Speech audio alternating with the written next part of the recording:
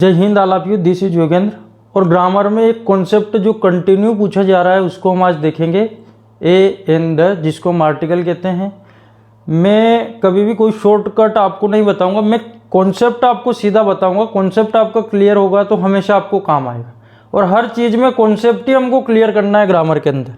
तो सबसे पहले हम बात करते हैं 15, 16, 17, 18, 19, 22, 23, 24। अब इसमें आपको 20 और 21 मिस मिलेगा। तो एक वर्ष एग्जाम नहीं हुई है, एक वर्ष का पेपर मेरे पास अवेलेबल नहीं था। तो इन 2 वर्षों में भी मैं कह रहा हूँ कि उस पेपर में भी 20 वाला भी यदि उपलब्ध होता, 21 वाला, तो उसमें भी 100% आपके आर्टिकल आया होगा। तो 2018 में देखते हैं प्राशु इज। सबसे पहले तो ए एन का प्रयोग कब करना, तो ए एन के प्रयोग की 3 शर्तें हैं। नंबर 1, नाउन काउंटेबल हो, यानी कि नाउन ऐसी हो जिसको हम गिन सकते हैं। सेकंड नंबर, नाउन सिंगुलर हो। और थर्ड नंबर, नाउन सेंटेंस में फर्स्ट टाइम आई हो, फर्स्ट टाइम। यदि ये 3 शर्तें कोई नाउन पूरी करती है तो फिर ए और एन का प्रयोग करते हैं। तो ए का प्रयोग कब करते हैं, जब नाउन का हम प्रोनाउंसिएशन करेंगे और प्रोनाउंसिएशन का पहला अक्षर क से ग होगा तो हम ए का प्रयोग करेंगे, और जब प्रोनाउंसिएशन का पहला अक्षर अ से अह होगा तो हम एन का प्रयोग करेंगे। ये कंप्लीट समझ लेना एक बार। प्रोनाउंसिएशन करो क से ग है तो ए, और अ से अ है तो एन। पर शर्तें 3 शर्तें पहले लागू होगी कि नाउन काउंटेबल हो, यानी जिसको गिन सकते हैं, और गिन सकते हैं तो वो अकेली हो और सेंटेंस में पहली बार आई हो। Prashu is MA in English, master of arts in English, countable है। तीनों शर्तें लागू करते हैं इस पर। काउंटेबल है, सिंगुलर है, और सेंटेंस में भी एमए इन इंग्लिश पहली बार आया है। अब इसका उच्चारण करो। पहला उच्चारण क्या है, उच्चारण का पहला अक्षर अ से अह के बीच है, इसलिए क्या आएगा, एन।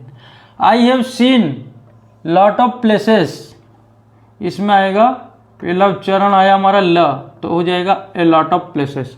नेक्स्ट है my brother is engineer, engineer से नहीं है, काउंटेबल है, सिंगुलर है, सेंटेंस में पहली बार आई है।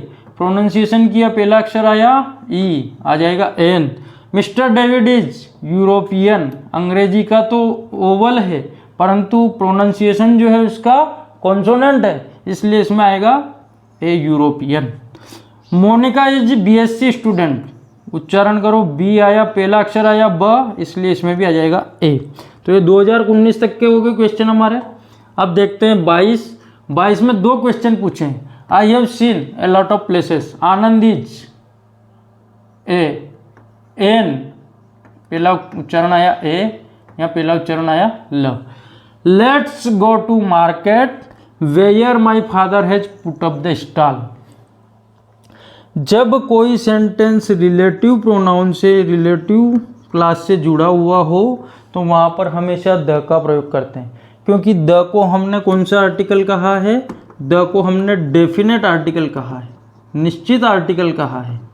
इसलिए देखो यहाँ क्या हो रहा है, लेट्स गो टू मार्केट, आओ बाजार चलते हैं।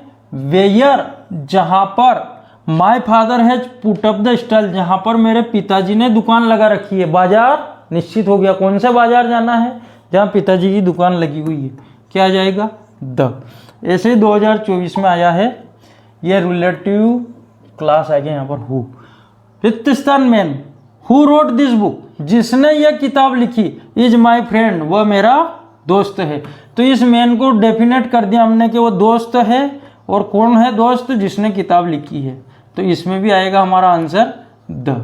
तो इस प्रकार से जो ए एंड द का कॉन्सेप्ट है बहुत आसान है, 1 नंबर सीधा बिखरा पड़ा है। बस कॉन्सेप्ट को क्लियर करो, क्वेश्चन 100% आने वाला है। धन्यवाद, जय हिंद।